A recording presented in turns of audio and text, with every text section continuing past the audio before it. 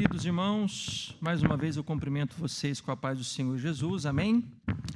Obrigado, Jacob Isaac. Vamos abrir as escrituras, Lucas, capítulo 23,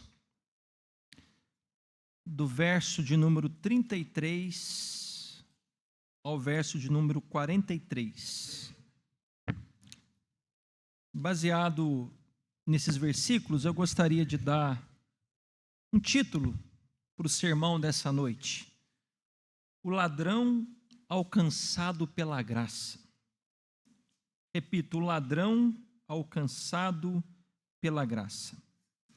Diz assim a palavra de Deus: e quando chegaram ao lugar chamado a Caveira, ali o crucificaram, e aos malfeitores, um à direita e outro à esquerda. E dizia Jesus: Pai, perdoa-lhes, porque não sabem o que fazem. E repartindo as suas vestes, lançaram sortes. E o povo estava olhando, e também os príncipes zombavam dele, dizendo: aos outros salvou, salve-se a si mesmo, se este é o Cristo, o escolhido de Deus. E também os soldados o escarneciam, chegando-se a ele e apresentando-lhe vinagre, e dizendo: se tu és o rei dos judeus, salva-te a ti mesmo. E também por cima dele estava um título escrito em letras gregas, romanas e hebraicas: este é o rei dos judeus.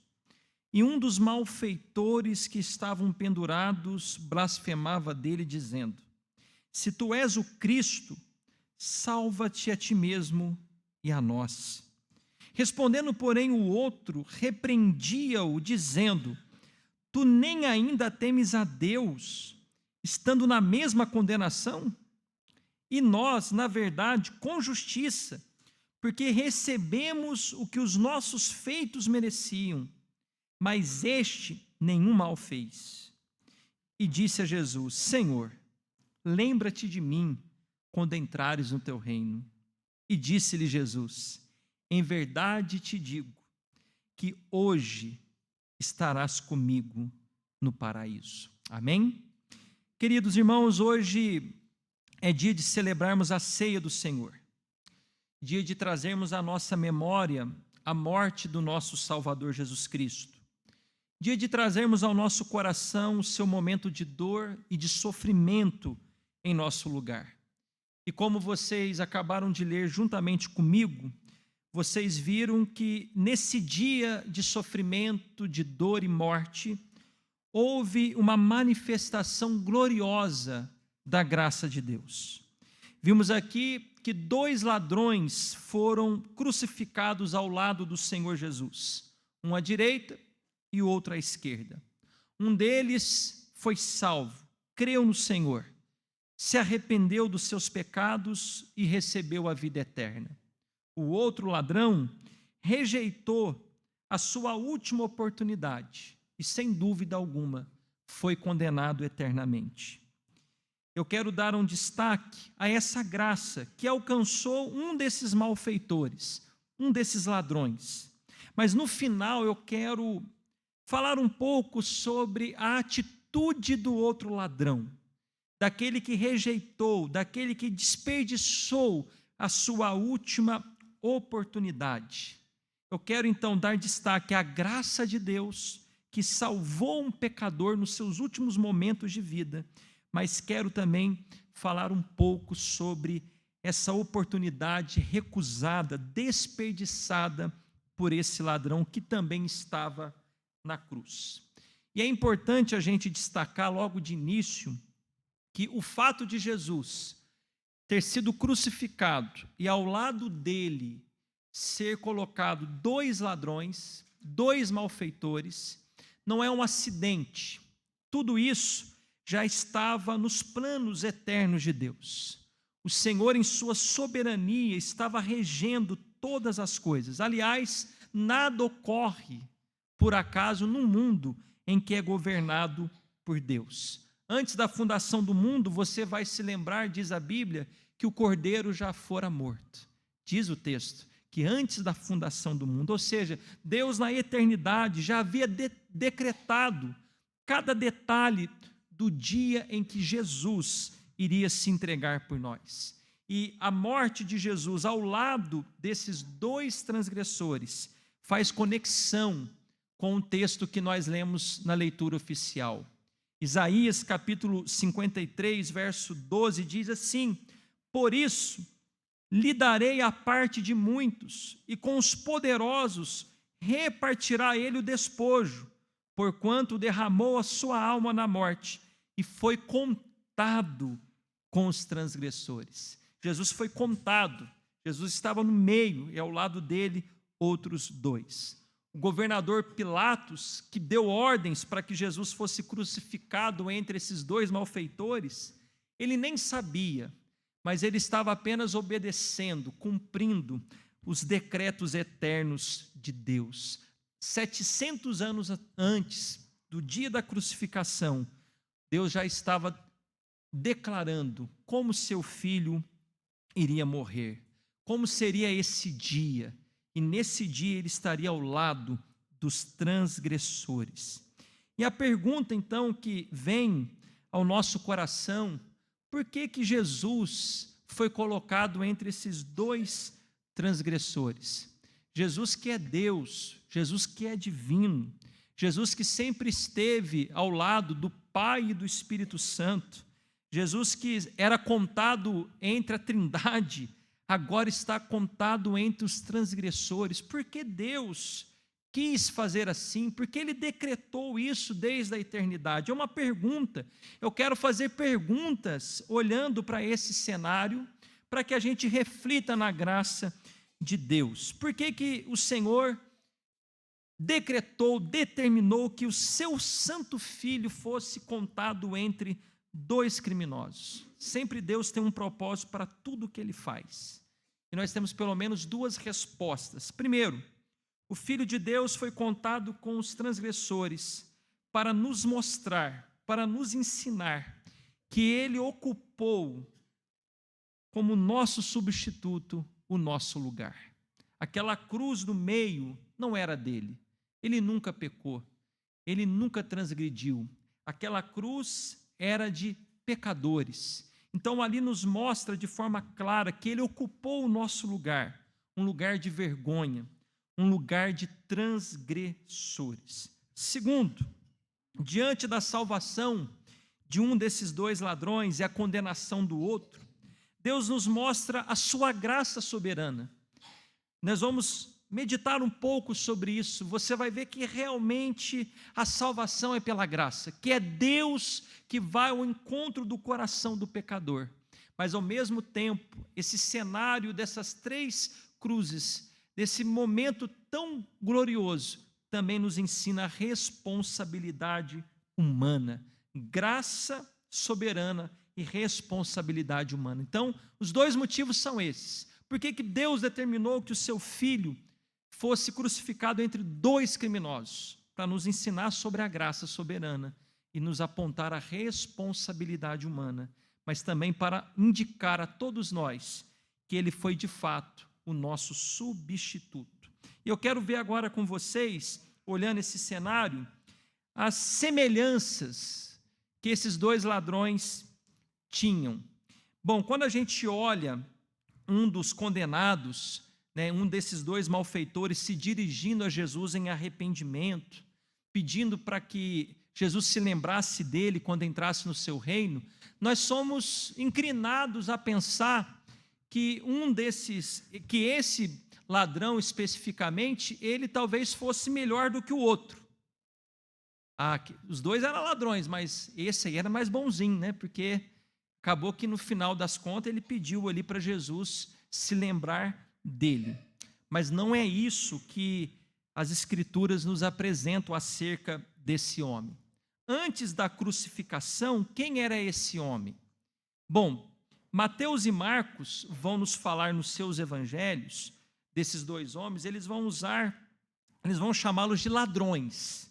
Aqui em Lucas, falam que esses dois homens eram malfeitores. E na língua grega, nós temos dois termos para ladrão. Um deles é kreptes, que é aquele ladrão furtivo, é aquele ladrão que furta, mas ele quer passar desapercebido. Ele rouba às escondidas e não usa de violência. E o outro é lestes, que é aquele ladrão que já age com violência, que age para roubar. Mateus e Marcos utilizam esses dois termos. Eles tanto roubavam às escondidas, mas também usavam de violência quando necessário para roubar. Mas Lucas, ele vai dizer que eles eram malfeitores. No grego, significa aqueles que fazem mal, aqueles que causam horror nas pessoas. Então, os termos que os evangelistas utilizaram nos dão a ideia de quem eram essas pessoas. Eles eram pessoas ruins, pessoas más, que faziam mal, eram criminosos que possivelmente mataram em seus assaltos. Por quê? Porque eles levaram a pena maior, pena de morte. Um bandido que tivesse roubado de modo furtivo, às escondidas, e que fosse talvez descoberto, ele não seria levado à pena de morte. Possivelmente esses homens causaram muita dor, muito sofrimento a muitas pessoas, a muitas famílias. Sem dúvida alguma, eles eram violentos, perturbadores da ordem pública, e por isso então receberam a pena de morte. Então, possivelmente esses homens cometeram crimes hediondos, crimes horríveis. Possivelmente eles tiraram a vida de pessoas. Possivelmente, o texto não afirma, mas pelos termos aqui, nós podemos imaginar isso. Veja, eles tinham então, antes da cruz, muitas semelhanças. Os dois foram condenados à pena de morte. Agora vamos ver a semelhança dos dois na cruz, naquele momento em que eles estavam ao lado de Jesus. Veja, ambos foram crucificados juntos, estavam próximos de Cristo, ficaram 6 horas crucificados ao lado de Jesus. Eles viram tudo que as pessoas diziam sobre Jesus, as zombarias, todo o escárnio, aqueles sacerdotes, os príncipes, a multidão desafiando Jesus. Eles viram o sofrimento de Jesus, eles viram a reação de Jesus. Você vai se lembrar que uma delas é: Pai, perdoa-lhes, porque eles não sabem o que fazem. Eles viram todo o cenário da cruz ali, eles acompanharam Jesus de perto, e ambos estavam também sofrendo, ambos estavam morrendo, ambos sabiam que estavam nas suas últimas horas de vida, eles sabiam que eles iriam morrer naquele momento. Ambos precisavam de perdão, ambos precisavam de salvação, e ambos tiveram uma atitude com Jesus. Você quer ver que, de fato, nenhum dos dois eram bons? Marcos capítulo 15, verso 32, olha o que o evangelista Marcos diz a respeito desse momento, falando dos dois ladrões. Olha o que o texto diz: o Cristo, o Rei de Israel, desça agora da cruz, para que o vejamos e acreditemos. Olha o que diz o final: também os que com ele foram crucificados o injuriavam. Aqueles 2 ladrões também estavam injuriando a Jesus. Mateus 27, 44 diz assim: e o mesmo lhe lançaram também em rosto os salteadores que com ele estavam crucificados. Veja, as coisas que a multidão estava dizendo a Jesus, Jesus ali crucificado, a multidão escarnecendo, zombando, os dois também diziam as mesmas coisas. Ambos estavam escarnecendo de Jesus, ambos na mesma situação que Jesus, mas fazendo questão de, nos momentos finais da vida deles, zombarem de Jesus. Então veja, antes eles têm o mesmo cenário, são bandidos, criminosos. Na cruz eles estão com o mesmo cenário também. Mas em algum momento algo mudou. E essa mudança provocada em um ladrão é a manifestação da graça de Deus. Houve um momento em que houve uma diferença. Um desses ladrões, vendo Cristo crucificado, mesmo depois de zombar dele, começou a ter uma compreensão diferente. Algo mudou no seu coração. Algo fez com que ele olhasse para Jesus e entendesse que ele não estava diante de um homem comum. Que aquele homem que estava na cruz do meio, ele não estava ali porque era um pecador. Que ele não havia cometido erro algum, crime algum. E que ele era um rei. Tanto é que na sua súplica ele fala: lembra-te de mim quando entrares no teu reino.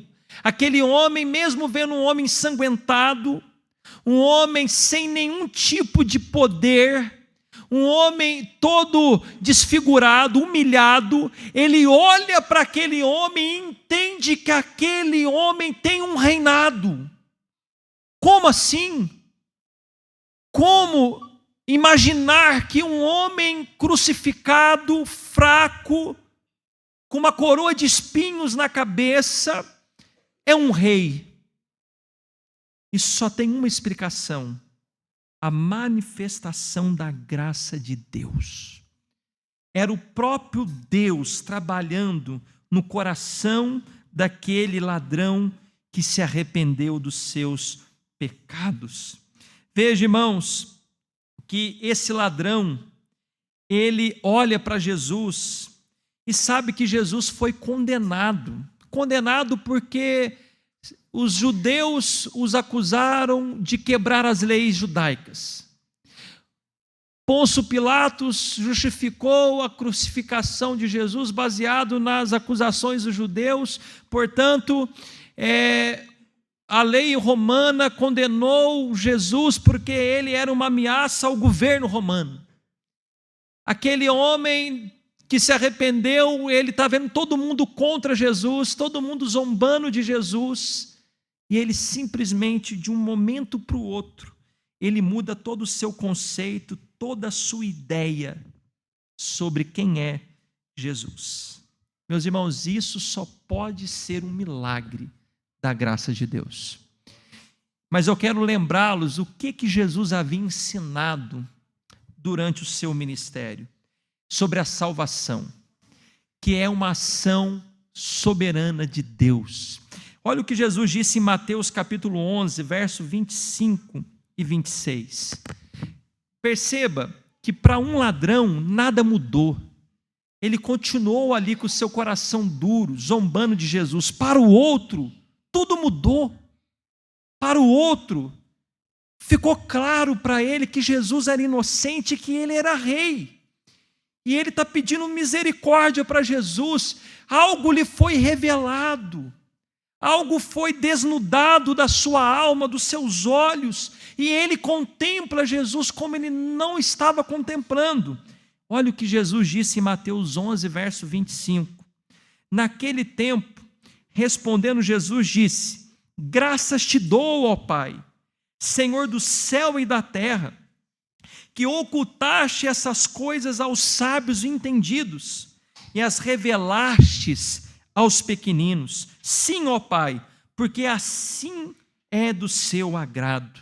Veja que Jesus está dizendo que o Pai, ele oculta para alguns quem Jesus é e revela a outros quem Jesus é. Mas em outro texto, também em Mateus capítulo 16, nós temos mais uma vez Jesus afirmando isso. Jesus, ele faz uma enquete. Ele pergunta para os discípulos assim: olha aqui, o que as pessoas aí estão dizendo sobre mim? Quem elas dizem que eu sou? E os discípulos ali então falam: olha, Senhor, alguns estão dizendo que o Senhor é Jeremias, outros estão dizendo que o Senhor é até Elias, outros até que o Senhor é João Batista. E Jesus então dirige-se aos seus discípulos e pergunta, Mateus 16, verso 15: e vós, quem dizeis que eu sou? Em outras palavras, e para vocês, quem eu sou? Verso 16 diz: e Simão Pedro respondendo disse: tu és o Cristo, o Filho do Deus vivo. E Jesus respondendo disse: bem-aventurado és tu, Simão Barjonas, porque não te revelou a carne e o sangue, mas o meu Pai que estás nos céus.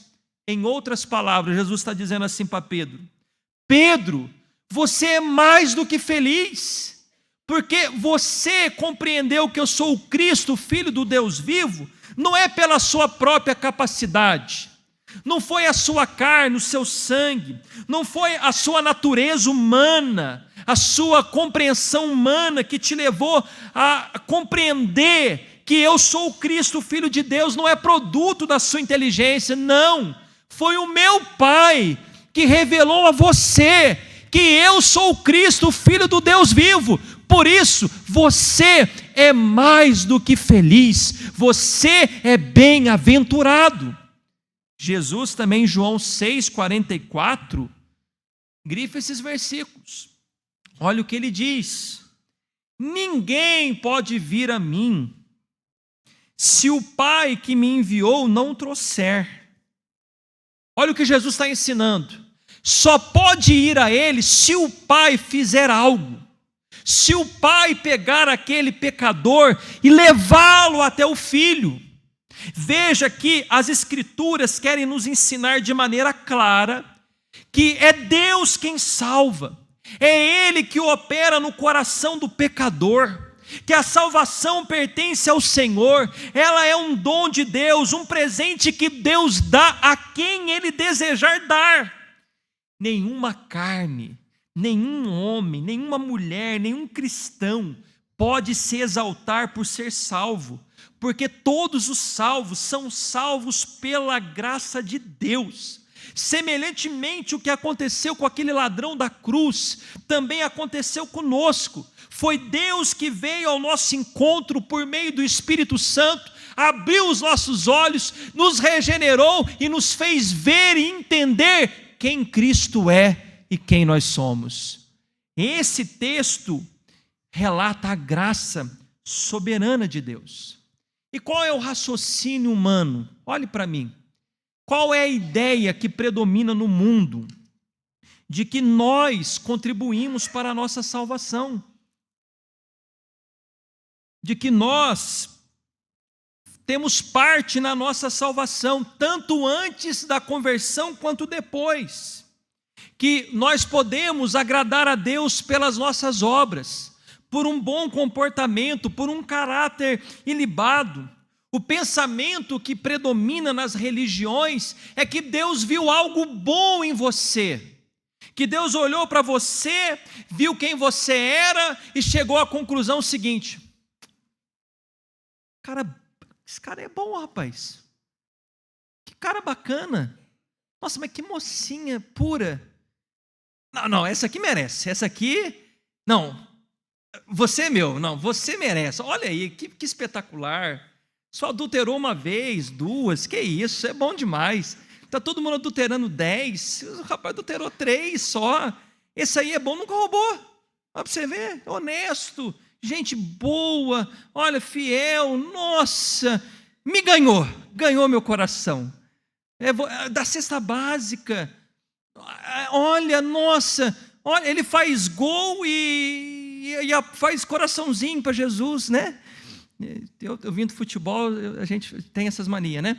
E, nossa, olha como é que é, ele ganha a luta lá no UFC e aponta para cima. Olha, ele me ama, né? Por causa disso, eu estou convencido, esse pecador é meu.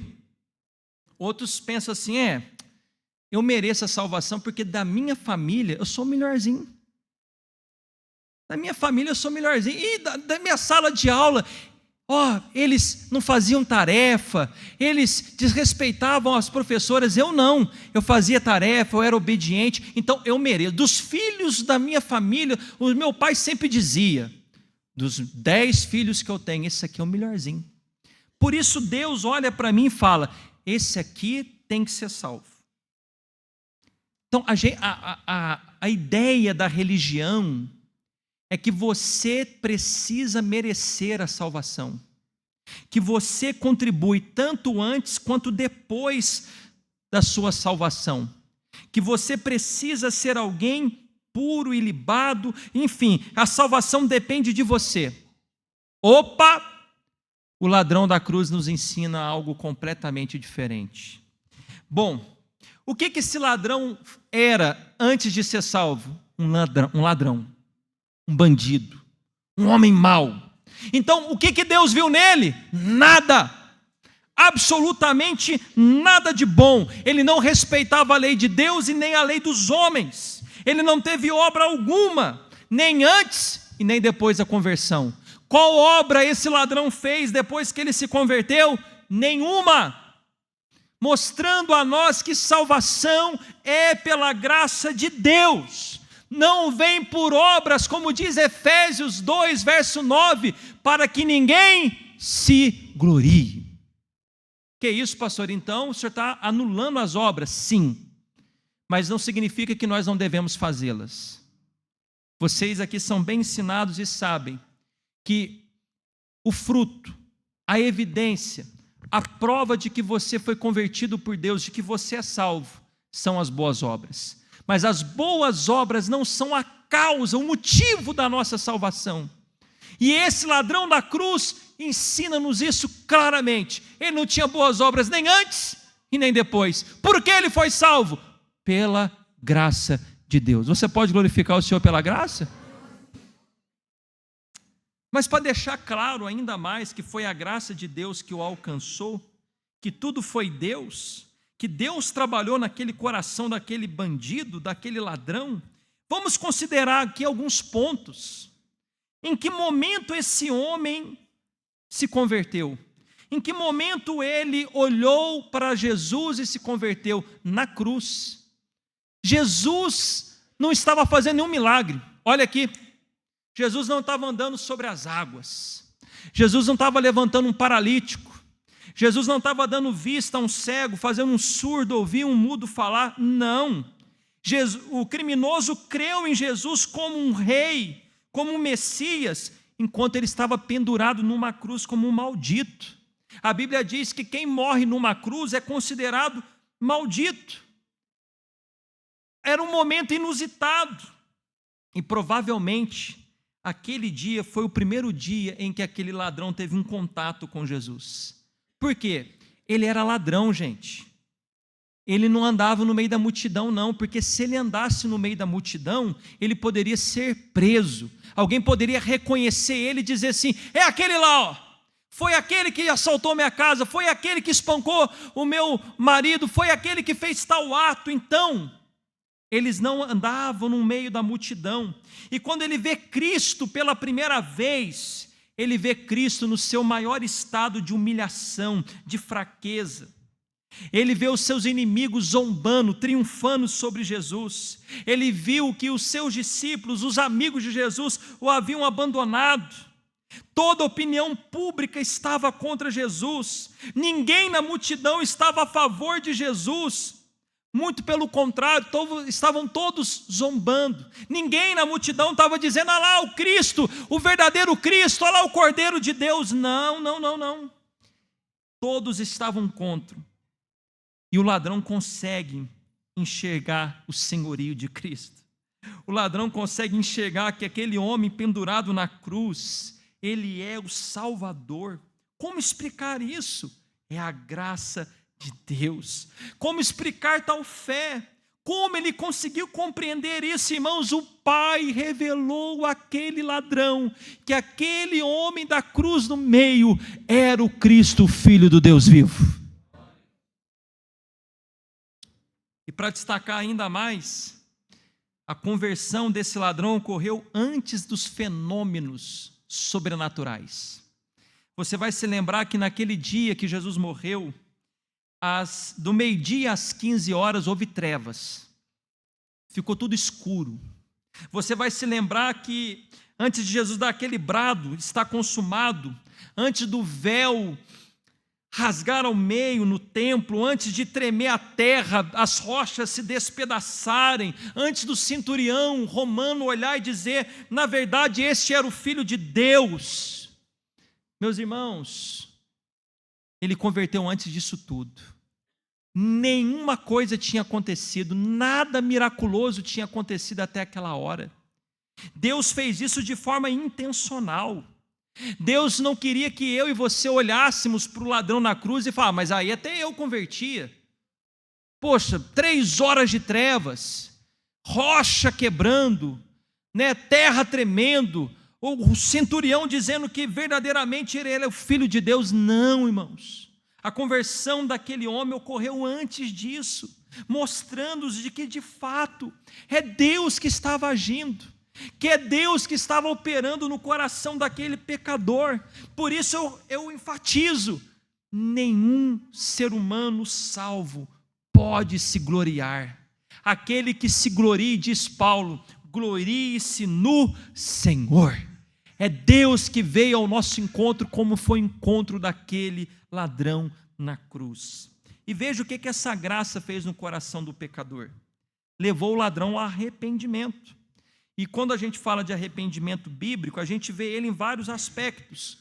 Você sabe que o termo arrependimento no grego é metanoia, que significa uma mudança na mente, uma mudança radical. O pecador que se arrepende, ele nunca mais vê o pecado como antes. Ele muda o seu conceito, a sua ideia sobre o pecado. Ele enxerga o pecado agora de uma maneira diferente. Agora ele não tem mais prazer no pecado, ele não deixa de ser pecador. Mas ele agora, no ato do pecado, ele não se sente mais confortável, ele não se sente mais tão bem quanto antes. E ele abandona o pecado, há uma mudança de vida. Mas o verdadeiro arrependimento causa uma mudança na mente de quem nós somos, a percepção de quem nós somos.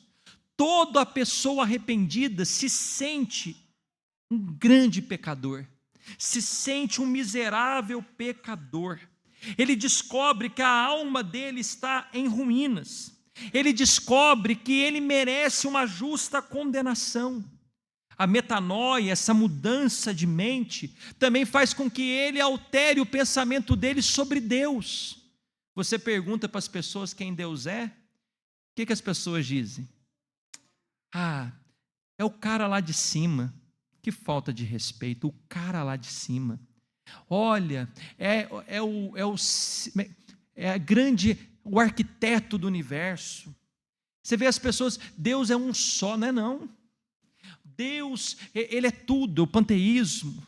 As pessoas têm ideias sobre Deus completamente contrárias à Bíblia. Quando alguém é convertido, quando alguém experimenta a metanoia, ele olha para Deus com os olhos diferentes. Deus é Senhor, Deus é Criador, Deus é santo, Deus é um justo juiz, e eu sou um grande pecador e serei condenado por esse Deus. Tudo muda na mente de uma pessoa que sofreu o verdadeiro arrependimento, que experimentou a graça do arrependimento. E veja que isso aconteceu na vida desse ladrão. Ele reconhece que é um pecador. Olha aí Lucas 23, verso 41. Olha o que ele diz para o ladrão que estava ao seu lado. E nós, na verdade, com justiça. Em outras palavras, rapaz, a gente está aqui com justiça, a gente merece estar aqui, porque recebemos o que os nossos feitos mereciam. Em outras palavras, aquele ladrão está reconhecendo os pecados deles, ele está reconhecendo que merecia aquela punição, ele reconheceu a sua culpa, ele disse que era justo ele estar crucificado, porque ele havia violado a lei, ele havia feito o que era mal aos olhos de Deus e da lei humana, e que a sua morte era merecida. Veja, irmãos, que ele pronuncia uma sentença contra si mesmo. Olha o que ele diz: e nós, na verdade, com justiça, porque recebemos o que os nossos feitos mereciam. Veja que ele não se desculpa, ele não tenta amenizar os seus erros, os seus pecados. Assim é na vida de todo pecador que o Espírito Santo produz o arrependimento. Ele não ameniza, ele bate no peito e diz: miserável homem que sou, esse grande pecador sou eu, Ele tem consciência de que ele está perdido e que ele merece o inferno, que ele merece a morte. Veja o outro aspecto do arrependimento: gerou temor de Deus no coração daquele ladrão arrependido. Olha o que ele diz ao seu companheiro de crime: tu nem ainda temes a Deus, estando na mesma condenação. Veja, irmãos, minutos atrás, ele estava ao lado, junto com o companheiro, zombando de Jesus, escarnecendo. Agora, depois da obra do arrependimento, a obra do Senhor sobre ele está com temor. Ele olha e repreende: que é isso? Você não teme a Deus, não? Você está debaixo da mesma condenação. Ele entende que Deus é um justo juiz. Perceba também que ele não diz: tu nem ainda temes o castigo. O temor dele é para com Deus. Você não teme a Deus. Em outras palavras, a gente já está condenado pelos homens. Você não teme uma condenação de Deus? Olha o que você está falando. Você não teme a Deus? Ele entendeu que havia um juiz que estava acima de tudo e de todos. Terceiro aspecto do arrependimento na vida desse ladrão: ele reconheceu que Jesus era inocente. Ele disse: esse nenhum mal fez. Ele entende que Jesus estava ali por inveja dos judeus. Ele entende que Jesus não merecia estar ali, de que ele era puro, nenhum mal ele fez, ele não merece a morte. Veja também que ele reconhece a divindade de Jesus, porque ele entende que aquele homem desfigurado era rei, e rei da glória, porque percebe, olha o que ele pede: lembra-te de mim quando vieres no teu reino. Aquele ladrão, pela obra do Espírito Santo, ele entendeu que aquele homem crucificado, ele era um rei, e que ele viria em glória, e que ele era rei sobre as almas. Lembra-te de mim quando vieres no teu reino. Ele vai vir, ele vai voltar, ele é Deus, ele é divino, ele é poderoso. Ele entende que Jesus tem um reino futuro, um reino de glória. Então o arrependimento faz que você entenda Jesus de um modo que você nunca entendeu. Jesus não é mais um profeta, Jesus não é mais um fundador de religião, um bom mestre. Não, Jesus é o rei da glória. E o ladrão entendeu isso. E ele reconhece que Jesus poderia salvá-lo. Ele ora para Jesus na última hora da sua vida. E ele pede para Jesus lembrar-se dele. Ele sabia que ele iria morrer, mas que Jesus poderia livrá-lo de uma morte pior, uma morte eterna. Perceba que ele não pede: me livra dessa cruz. Minutos antes, ele pediu. Você lembra o que a gente leu? Salva a nós também. Ele estava pedindo: ó, se você é o Cristo, salva a gente aqui. Mas quando o arrependimento veio, quando a graça se manifestou, ele não se preocupou com a morte física, mas ele se preocupou com a eternidade. Lembra-te de mim quando entrares no teu reino, quando vieres no teu reino. Ele queria o perdão dos seus pecados, ele queria uma absolvição de uma condenação eterna. Assim é o pecador arrependido. O homem e a mulher que desfruta de uma verdadeira conversão, ele clama: Jesus, me salva. Me salva, porque eu sou pecador. Eu reconheço a minha miséria e os meus pecados. Salva-me, tem misericórdia de mim. E a resposta de Jesus foi linda, né? Perceba que Jesus, ele está como uma ovelha muda ali. As pessoas estão zombando dele, escarnecendo, afrontando ele, ele não fala nada. Mas quando um pecador vai até ele, rapidamente ele atendeu o pedido do pecador. Veja que Jesus poderia dizer àquele homem: rapaz, você estava zombando de mim alguns minutos atrás, você estava aqui aumentando a minha dor, você estava aqui zombando de mim, por que você não me procurou antes? Por que você não pediu misericórdia para mim antes? Você me procurou tarde demais? Não. Muito pelo contrário. Jesus lá atrás, lá em João capítulo 6, verso 37, ele diz assim: todo o que o Pai me dá, veja que é o Pai que dá a ele, virá a mim. E o que vem a mim, de maneira nenhuma o lançarei fora. Aquele ladrão foi até Jesus. E qual foi a resposta de Jesus? Hoje mesmo estarás comigo no paraíso. Jesus prometeu a ele muito mais do que ele desejou ou pediu. Jesus deu a ele o paraíso. E detalhe, não é no futuro. Ele falou quando vieres. Jesus falou, não, é hoje, filho. É hoje, você se arrependeu, você creu em mim. Hoje mesmo estarás comigo no paraíso. E veja, comigo você vai desfrutar da comunhão comigo. O paraíso aqui é uma referência ao céu.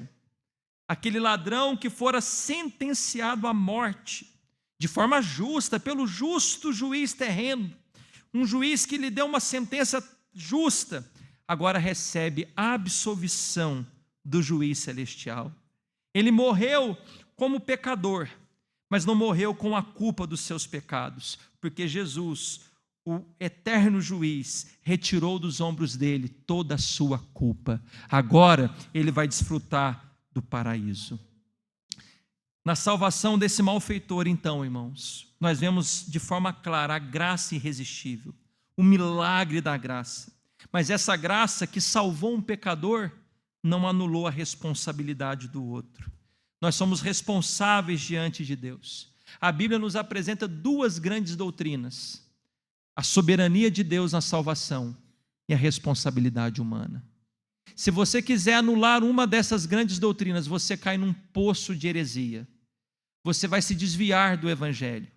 É Deus quem salva, mas todos nós somos responsáveis diante de Deus. E eu quero então agora enfatizar a responsabilidade humana. E eu vou aqui já terminar.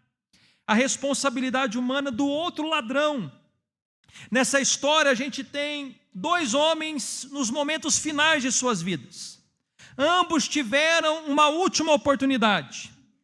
Um deles continuou com seu coração endurecido e morreu nos seus pecados. Desperdiçou a sua última oportunidade. Morreu como um pecador impenitente, sem arrependimento. Obviamente que ele foi o quê? Condenado, porque ele rejeitou o Filho de Deus, o único que poderia salvá-lo. O outro creu, se arrependeu e foi para o paraíso. E o cenário daqueles dois ladrões, irmãos, se repete hoje, nesse momento. Todos nós aqui estamos diante do Filho de Deus. Todos nós estamos ouvindo um sermão sobre salvação, sobre arrependimento, sobre céu, sobre inferno, sobre salvação e condenação. E a pergunta então que eu faço a todos nós: qual desses ladrões o seu cenário se encontra hoje? Você é o ladrão que se arrependeu e abraçou Jesus como seu Salvador? Ou você é o ladrão que o rejeitou, que continua duro para o Evangelho? Você é aquele ladrão que está ouvindo o Evangelho há muito tempo, que conhece a vontade de Deus, você sabe que existe céu e inferno, você já entendeu que Cristo é o único que pode salvá-lo, mas ainda assim você continua com o seu coração endurecido. Deixa eu te fazer uma pergunta: o que você vai fazer com tudo isso?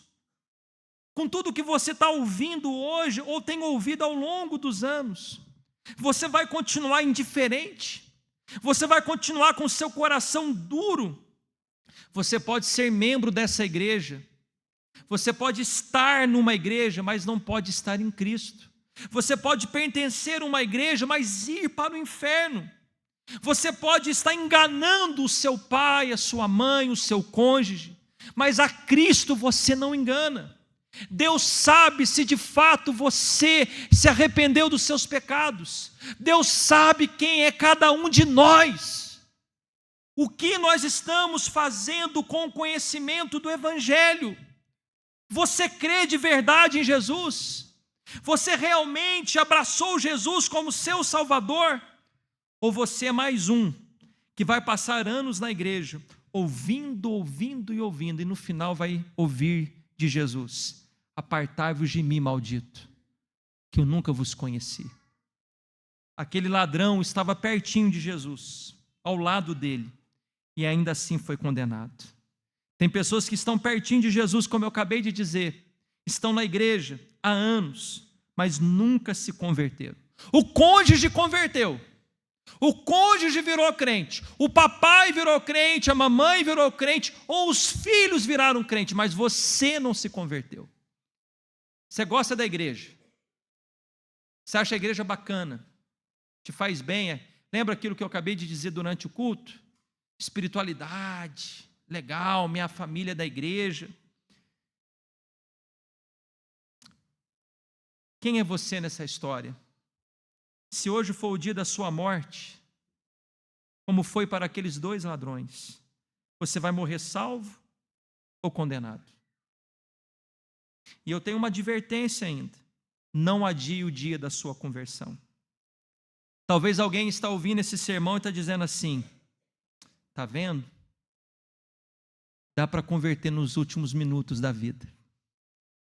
Satanás está soprando assim no seu ouvido: curta o mundo, continue no seu pecado, continue no adultério, lá no seu trabalho, continue na prostituição, continue nos vícios, continue na mentira. Vai dar tempo. Nos últimos momentos você se arrepende, você pede perdão a Deus e Deus vai te aceitar. Você não viu o pastor falando que os que vão a Cristo, Cristo não rejeita ninguém? Você pode ser salvo como aquele ladrão na cruz, no leito de morte, ali com o aparelho. Você vai olhar para cima e vai pedir: Jesus, me aceite, tem misericórdia de mim. Só que você está contando com uma coisa, de que você vai ter essa oportunidade. Você se esqueceu que nós somos frágeis demais. Você está se esquecendo de que a gente pode dormir hoje e não acordar amanhã. Talvez você se esqueceu de que um infarto fulminante não tem tempo para a gente orar. Talvez você se esqueceu que um acidente pode ser fatal. De que num tropicão a gente pode bater a cabeça e morrer. Você está contando de que você vai ter tempo para o arrependimento. Cuidado, porque talvez isso nunca vá acontecer na sua vida. Todos nós somos sujeitos, ninguém é dono do seu futuro. Ninguém sabe o que vai acontecer conosco daqui a alguns segundos. Existem pregadores que morreram no púlpito, pregando, infartaram no culto. De fato, há esperança para pecadores até o último momento da sua vida. Mas lembre-se que a gente só tem um exemplo. A gente só tem um caso de um homem que foi salvo nos últimos minutos da sua vida e sem batismo. Para que a gente tenha esperança em algumas situações. Mas lembre-se que do outro lado tinha um homem também que nos últimos momentos da sua vida continuou duro. Você que ouve aqui o evangelho nessa igreja, a verdade, dificilmente você nos últimos momentos da sua vida vai se arrepender. Porque você teve uma vida toda para se arrepender e não quis. Você teve uma vida toda para abraçar o evangelho e não quis. Talvez esse cenário é um cenário mais apropriado para quem nunca ouviu o evangelho. Mas para quem está ouvindo e abraçando o pecado, o mundo e crucificando Cristo com as suas atitudes, talvez você não vai se arrepender, porque o seu coração já vai estar muito endurecido, você já vai estar com o coração petrificado. Eu repito a pergunta para orar: quem é você nessa história? E por favor, não quero que você pense assim: o fulano precisava estar aqui para ouvir esse sermão. Aquela pessoa que eu conheço. Não. Quem trouxe você aqui é o Espírito Santo. Você que precisava ouvir essa palavra. Eu precisava ouvir essa palavra. Eu termino com uma frase de um pregador conhecidíssimo. Hoje pode ser o dia da nossa morte. Que seja também hoje o dia do nosso arrependimento. Pastor, mas eu sou terrível. Se o senhor tivesse ideia de como é o meu passado, o senhor não teria essa firmeza de dizer que a graça pode alcançar um pecador como eu. Mas eu afirmo a você que a graça salva o pior dos pecadores. Se você hoje se humilhar diante de Cristo e dizer: lembra-te de mim, tem misericórdia de mim, Jesus vai aceitar você. Porque Ele disse: os que vêm a mim, de nenhuma maneira os lançarei fora. Mas se você rejeitar, se você ainda estiver dizendo assim: vai dar tempo, eu vou continuar fazendo o que eu quero, eu vou continuar com o meu adultério escondidinho, eu vou continuar escondendo os meus pecados, as minhas mentiras, eu vou ter tempo. Pode ser que amanhã você não tenha mais essa oportunidade. Que seja hoje o dia da sua salvação. Ele te aceita. Fecha os teus olhos. Senhor, que evangelho maravilhoso. Que graça maravilhosa. Salvar um criminoso. Salvar um homem que por toda a vida transgrediu a lei, que trouxe dor e sofrimento a muitas pessoas. Ah, como a sua graça é irresistível. E por ela ser irresistível, eu peço que o teu Santo Espírito aplique essa palavra de salvação, o Evangelho, nos corações essa noite. E eu peço, tenha misericórdia daqueles que, mesmo ouvindo uma palavra tão séria como essa, continuam como aquele outro ladrão, com o seu coração endurecido, com a sua mente fechada, com a sua mente rebelde. Ah, Senhor, tenha misericórdia. Que o Senhor, ó Deus, traga salvação nessa noite. Talvez Satanás esteja soprando em alguns ouvidos. Não há perdão para você. Olha o que você fez. Mas a tua palavra hoje nos deixou claramente de que o Senhor pode salvar o mais vil pecador. Que o Senhor aceita aqueles que se achegam a ti. Portanto, se há alguém aqui no nosso meio dizendo: me aceita, Senhor, perdoa os meus pecados. Eu não quero morrer e ser condenado. Eu não quero ir ao inferno. Eu conheço a palavra, eu conheço o Evangelho. Ó Deus, me ajuda. Se há pessoas com sinceridade gritando na sua alma esse apelo, eu peço que o Senhor, ó Deus, possa recebê-los nos seus braços de amor, perdoá-los e purificá-los de todo o pecado, para a tua glória. Amém. Quantos podem